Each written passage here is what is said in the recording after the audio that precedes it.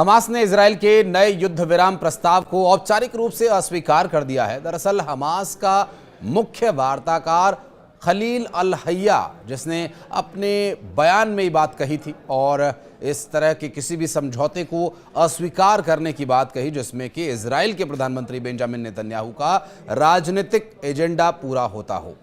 नमस्कार, मैं हूं आशीष त्रिपाठी और इस वीडियो को अंत तक अगर आप देखेंगे तो समझने की कोशिश करेंगे, जानने की कोशिश करेंगे कि आखिर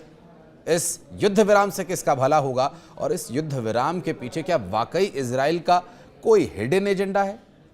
इजराइल के नए समझौते में 10 बंधकों की रिहाई के बदले 45 दिन के युद्ध विराम की बात की गई और हाल ही में एक न्यूज़ को दिए गए इंटरव्यू में विटकॉफ ने भी ये कहा था कि रूस और यूक्रेन की जंग उन 5 इलाकों पर निर्भर है जिनके अधिकतर हिस्से पर रूस का कब्जा है। स्टीव विटकॉफ ने हाल ही में रूस के राष्ट्रपति व्लादिमीर पुतिन के साथ करीब 5 घंटे तक चली बैठक के बाद ये बात कही थी। दूसरी तरफ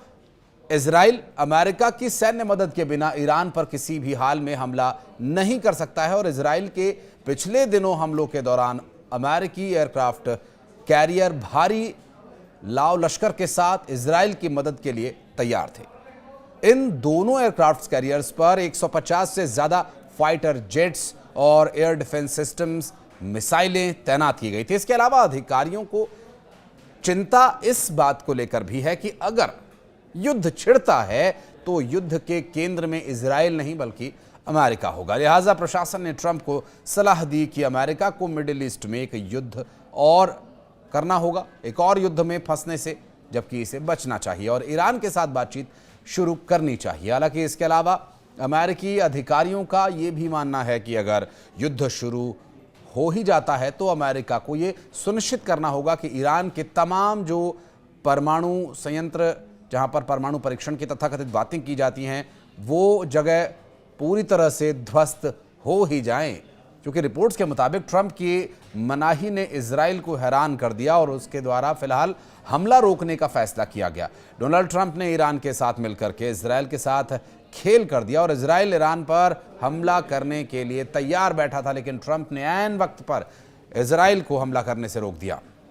एक और प्रमुख अखबार की सुर्खियों पर अगर गौर करें तो इसमें ट्रंप प्रशासन के अधिकारियों और अमेरिका के अन्य अधिकारियों के हवाले से कहा गया कि इजराइल ईरान के परमाणु सुविधा केंद्रों पर हमला करने की तैयारी कर रहा था, लेकिन डोनाल्ड ट्रंप ने इजराइल को इजाजत देने से इनकार कर दिया। दरअसल इजराइल के लिए ये एक बहुत बड़ा झटका है, क्योंकि ट्रंप अगर इजराइल को हमला करने से रोक रहे हैं तो इसका मतलब है कि अमेरिका और ईरान के बीच परमाणु समझौते पर कोई बड़ी डील होने ही वाली है। जहां एक और अखबार की खबरों के मुताबिक इजराइल ने ईरान पर हमले की करीब तैयारी तो कर ही ली थी, लेकिन ट्रंप ने मना किया और उसके बाद उसे अपना हमला रोकना पड़ा या टालना पड़ा। हालांकि ईरान ने यूरेनियम संवर्धन पर रोक लगाने की अमेरिका की मांग को खारिज कर दिया था, लेकिन ओमान में अमेरिकी अधिकारियों के साथ हुई बैठक को ईरान के सुप्रीम लीडर पॉजिटिव कह रहे हैं, जिसके संकेत अब मिलने भी लगे हैं। ईरान और अमेरिका किसी समझौते तक पहुंच भी सकते हैं। तो वहीं इजरायली एक्सपर्ट्स का ये कहना है कि अगर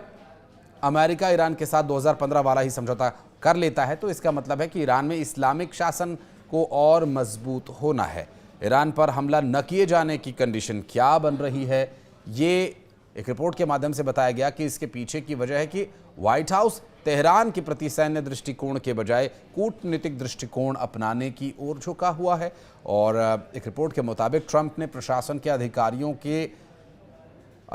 के और ट्रंप प्रशासन के बीच महीनों तक जो लंबी आंतरिक बातचीत चली, बहस चली, इसके बाद ईरान के साथ बातचीत करने का फैसला किया गया। अमेरिकी अधिकारी हमले के पक्ष में नहीं थे और उनका ये मानना था कि ईरान पर हमला होने से मिडिल ईस्ट में एक खतरनाक युद्ध छिड़ सकता है और यह क्षेत्र पहले से ही तनाव में है, लिहाजा हमले की स्थिति काफ़ी ज़्यादा खराब हो सकती है। लिहाजा अमेरिकी अधिकारी ट्रंप को डिप्लोमेसी के लिए उस रास्ते पर चलने के लिए प्रेशर उन पर बना रहे थे। हालांकि इस महीने की शुरुआत में इजरायली प्रधानमंत्री बेंजामिन नेतन्याहू ने व्हाइट हाउस में अमेरिकी प्रेसिडेंट डोनाल्ड ट्रंप से मुलाकात की थी। इस दौरान ट्रंप ने साफ शब्दों में उनसे कहा था कि अमेरिका ईरान के खिलाफ इजरायली हमले का समर्थन बिल्कुल नहीं करेगा और इसके बाद इजरायल के अरमानों पर पानी ही फिर गया। राष्ट्रपति ट्रंप ने पिछले सप्ताह नेतन्याहू का ओवल ऑफिस मीटिंग के दौरान घोषणा की थी कि अमेरिका ईरान के साथ परमाणु समझौते पर बातचीत कर रहा है, जबकि बेंजामिन नेतन्याहू पिछले महीने से ही ईरान पर हमला करने के लिए ट्रंप प्रशासन पर भारी प्रेशर बना रहे थे। हालांकि ट्रंप उनसे कई बार सहमत होते हुए दिखाई दिए और उन्होंने ईरान पर हमला करने की बात सार्वजनिक तौर पर भी कही,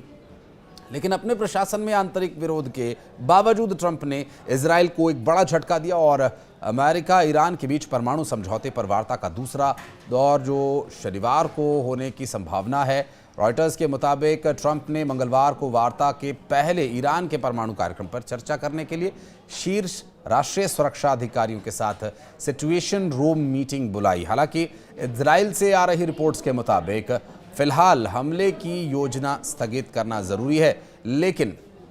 उसने हमले का विचार नहीं बदला। इजरायल फिलहाल ये देखना चाहता है कि ईरान और अमेरिका के बीच परमाणु समझौते किस तरह से होते हैं। इजरायली सूत्रों के मुताबिक अगर समझौते में ईरान अपने न्यूक्लियर मटेरियल्स, परमाणु स्थल और परमाणु उपकरणों को ध्वस्त करने को तैयार हो जाता है तो इजरायल हमला नहीं करेगा, अन्यथा इजरायल हमला कर देगा। और इस परिस्थिति में किसके लिए ज़्यादा समस्या रहेगी, ये आप अपने विवेक से तय करें। और इस बारे में अगर कुछ कहना चाहते तो कमेंट सेक्शन में ज़रूर बताइएगा।